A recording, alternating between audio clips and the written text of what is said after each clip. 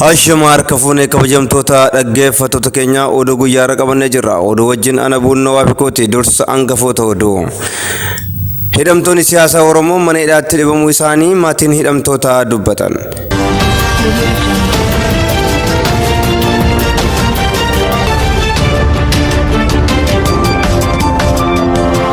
Waraanni Itoophiyaan itti jirtu egeree biyyattiif balaa guddaa qaba jedhan barreessaa olaanaan mootummoota gamtoomanii Antooniyoo Guuterees.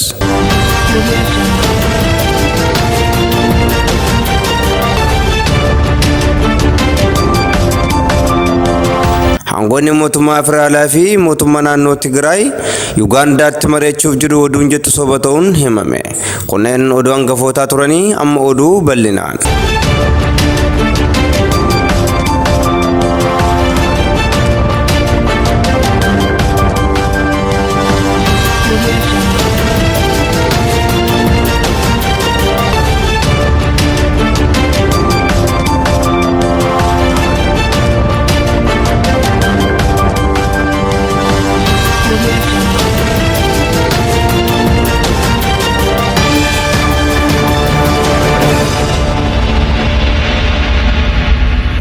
Waraanni Itoophiyaan itti jirtu egeree biyyattiif balaa guddaa qaba jedhan barreessaa olaanaan mootummoota gamtoomanii Antooniyoo Guuterees. Bal'ina oduu kanaaf caalii guddataa akka armaan gaditti dhiyeesseera. Waraanni Tigraay fi mootummaa federaalaa egeree biyyattii irratti dhiibbaa hamaa fi dura darbee biyyoota ollaa irrattis dhiibbaa yaaddeessaa ta'e uumuu danda'a jedhameera. Nageenya biyyattiif waamicha kan godhan barreessaan olaanaa dhaabbata mootummoota gamtoomanii Antooniyoo Guuterees tasgabbiin Itoophiyaa biyyoota gaanfa Afrikaa hundaaf murteessaadha jedhaniiru. Uummata miliyoona 110 caalaa kan qabdu Afrikaa keessatti dinagdee saffisaan guddataa jiraachuu qabaachuun ishee kan himamu Itoophiyaan wanti biyyattii keessatti mudate darbee biyyoota ollaa ga'uu ni mala jedhan.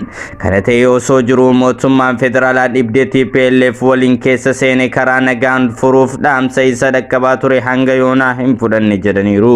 Hojii olaantummaa seeraa kabachiisuu irra jechuun kan himu mootummaan dhimmi kun dhimma keessoo isaa ta'uu ibsuun dhaamsa marii araaraa dhiyaatuuf dideera. Akka jecha barreessaa kanaatti waraanni bu'aa wal qoolifannaa federaalaa fi TPLF ta'e kun namoota hedduu baqaaf saaxileera kumaan kan lakkaa'aman daangaa Suudaan seenaniiru. Dhiibbaan lola kanaa Itoophiyaa darbee biyyoota ollaa qaqqabus eegaleeras jedhaniiru.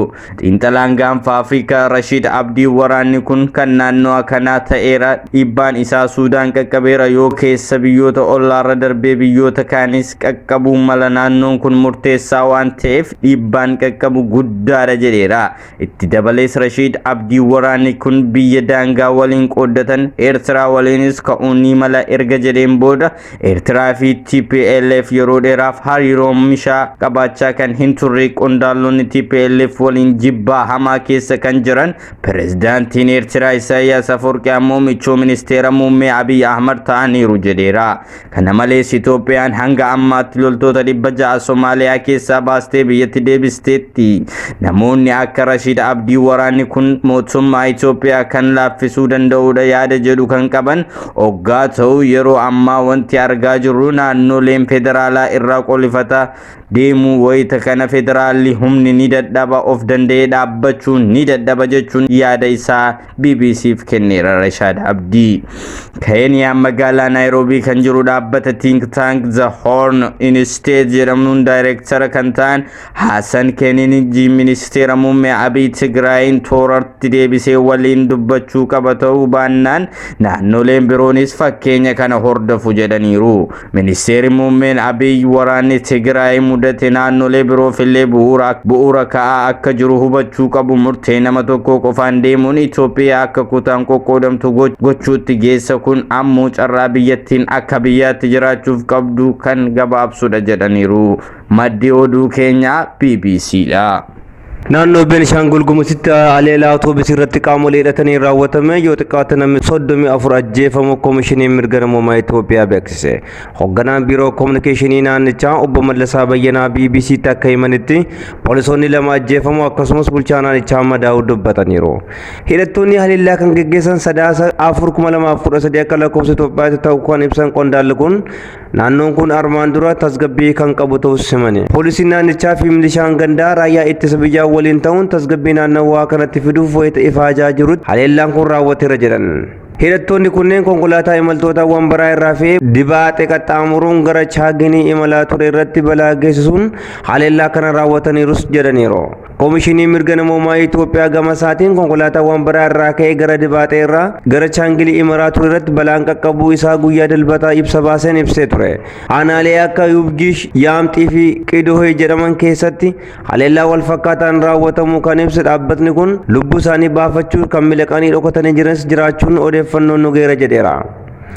Yeroo ammaa namoonni miidhaman lakkoofsi isaanii 34 ta'uu fi kanaa ol ta'uus akka danda'an dubbatamaatii jira. Lakkoofsi namoota miidhamanii ammatti sirnaan hin baramne kan jedhe qondaalli kun hidhattoonni kunneen imaltoota ugguruu miidhaa isaan qaqqabsiisan akkuma qulqullaa'een ibsina jechuun BBC'tti himaniiru. Haleellaan naannoo Beenishaangul Gumuzitti irra deddeebiin raawwataa jiru baay'ee yaaddessaa waan ta'eef tarkaanfii hatattamaa fudhatamuu akka qabu dhaabbatichi ibsa keessatti eereera. Naannoo Beenishaangul Gumuzitti haleellaa qaqqabaa jiruun miidhaan lammiilee irra ga'aa jiru yeroon kan itti kennamu miti. Kanaafuu qaamoleen nageenyaa naannoo federaalaa waliin ta'uun wabii lammiileef dhaabbachuu qabu. Mootummaan lameen waliin ta'uun akkaataa haleellaan akkanaa qolachuun danda'amu irratti hojjechuu qabu jedhaniiru.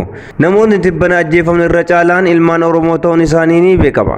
Gareen haleellaa kana raawwate kan adda hin baane ta'us odeessi namoota irraa argamaa jiru akka ibsutti hidhattoota tibbana mootummaan naannoo Amaaraa hidhachiisee fi warreen jibba Oromoon macha'an ta'uun isaanii hin oolle jedhamaa jira.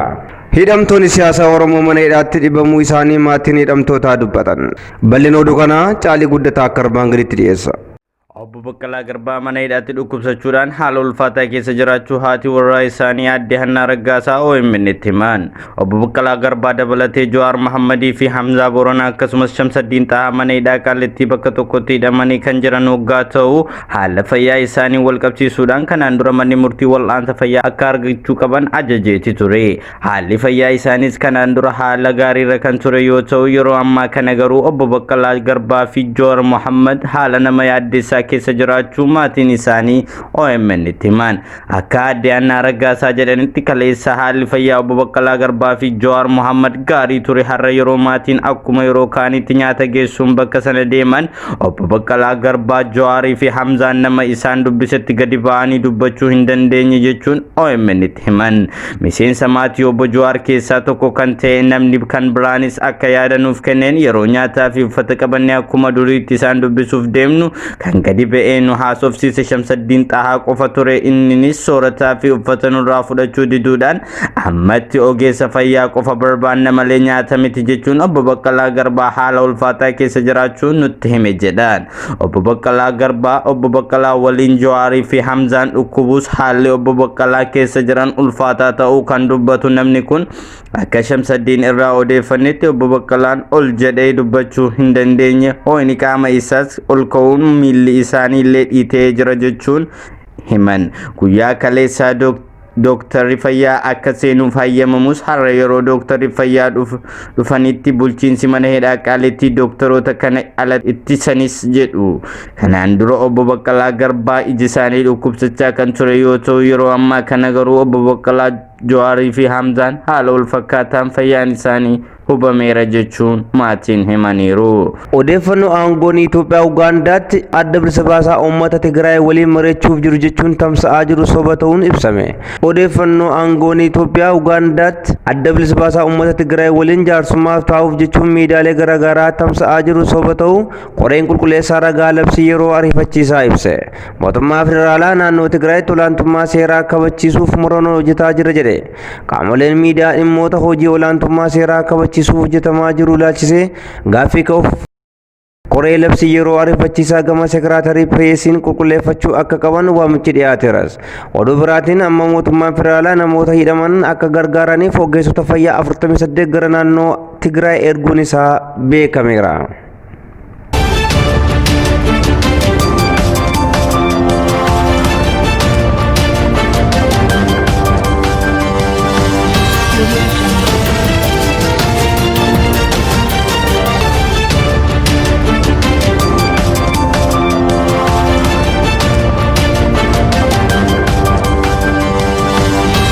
kibba hindiyaa ganda akaakilee Kamalaa Haarisitti injifannoon ishee kabajamaa jira. Kamalaan nu boositee yeroo dhiyootti dhuftee akka nu daawwattus abdii qabna jedhu. filannoo Ameerikaan Kamala Harris itti aantuu pirezidaantii filatamanii Joe Biden ta'uun hojjechuuf jiru. Kamalaan hiddi maatii ishee Indiyaa ta'uu isheetiin naannoo dhaloota maatii ishee irraa deeggarsi dhiyaachaaf jiraachuun himame. Baayidenii fi Kamalaan paartii Demokiraatawaa Ameerikaa bakka bu'uun dorgomanii bakka bu'aa paartii Riippablikaa Doonaald Tiraampiin injifachuun isaanii ni yaadatama. God Almighty, that she should come successfully, she should be elected.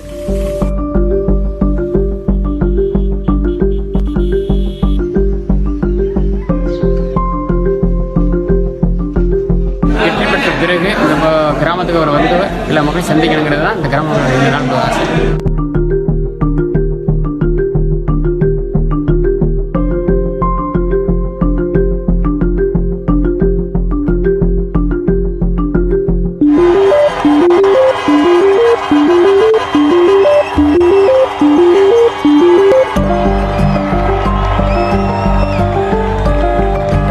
The thing is, we do take immense pride in her victory and what she has and whom she has become today. Ayyeen kabajamtoota dhaggeeffattoota keenya qophiin keenya kan guyyaa irraa kan hangasi ture waan wajjin turtaniif galatooma.